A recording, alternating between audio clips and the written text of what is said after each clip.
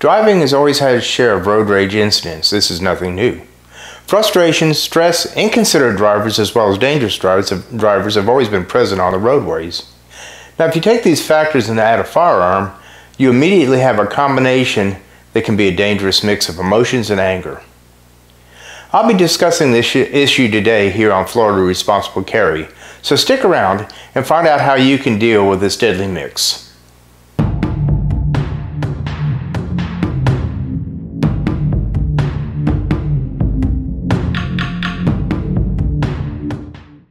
Hello, I'm Steve and welcome to Florida Responsible Carry. It's my goal to give you something to think about when it comes to being a responsible gun owner as well as a legal concealed carrier. Today, I'll be discussing road rage and recommend how you should handle it, especially if you're carrying a firearm.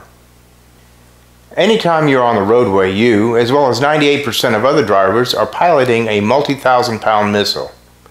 This can be dangerous enough, but can quickly get worse when you add other factors in such as stress, impatience, aggression, territorialism, and outright rudeness.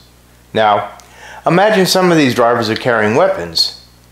You are most probably one of these drivers, but you're also a responsible gun owner, so it's your primary responsibility to avoid conflict, and in this case, road rage. I am sure all of you have experienced road rage in some form. Maybe some of you were the aggressors, but I'm hoping not. Road rage is a one-person game that can quickly turn into a two or more participation grudge match. Let me give you a simple example of how a road rage incident can occur. Say you are driving safely. As you approach a major intersection, the light turns yellow. Knowing that you can't make the light safely, you slow down to stop. Then, the driver who's been riding your bumper for the last mile or so lays on the horn, whips around you, and blows past you as you are coming to a complete stop now at the solid red light. The driver gives you a dirty look and even flips you off as they run the red light. The light turns green and you proceed only to find that you are sitting side by side with the same driver who just blew the red light at the previous intersection.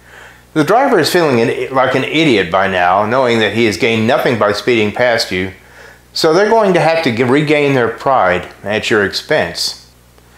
This is where the road rage exhibited at the previous intersection starts to escalate.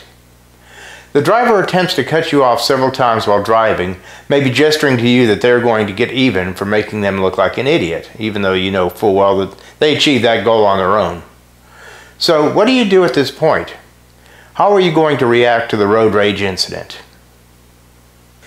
Engaging with the driver's road rage with your own style retaliation will not end well. If it ends up on a one-to-one confrontation and one of those parties is armed, legally or not, things can and will go downhill fast.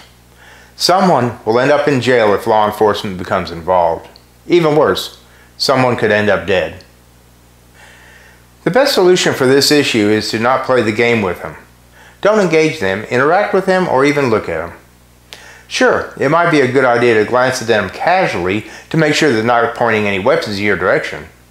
But other than that, don't even make eye contact. In other words, don't lower yourself to their standards. If your life is not in immediate danger, let it go. I know sometimes this may be hard to do, but just think of the consequences if you don't. It has been suggested that you could use your cell phone to discreetly film their behavior, their tag number, or whatever. But I don't suggest doing this, especially if you're the only one in the vehicle. Remember, driving is your primary responsibility, and using your cell phone for such activities would be dangerous, not only for you and your driving, but if the aggressive driver sees you recording them, this might cause them to become even more aggressive and possibly even more dangerous. If you do have someone else in the vehicle with you, they might be able to discreetly videotape or video the incident, but don't be too obvious about this. Personally, I've invested in a front and rear dash camera. In fact, I have 2 front dash cams and 2 rear cams, and one I use as a backup. These cameras have come in handy, though I've not had to utilize any recordings for any legal purposes so far. But I've recorded idiots that have cut me off, changed lanes suddenly, even cut directly in front of me, into my lane that is, and brake checked me. It's a sure sign of some sort of insurance fraud they were trying to pull. The last thing I wish to address is the fact that guns and road rage do not mix, period. Shooting in a moving vehicle from your moving vehicle is a recipe for disaster, not to mention a felony arrest. There are far and too few reasons to make it justifiable to shoot or fire your weapon from your moving vehicle towards another moving vehicle. Common sense should tell you what the outcome could be. You, as a legally armed and responsible gun owner, have all the rights to protect your life, or your friend's life, your family life, with your firearm, but not to instigate, aggravate any situation to the point where you need to draw your weapon. Keep your gun holstered unless there is no other alternative, and if you do have to pull your weapon, keep it in the ready mode. Remember to keep your finger off the trigger. To sum everything up here, the best thing you can do is to stay responsible. It can be far too costly to participate in any road rage activity.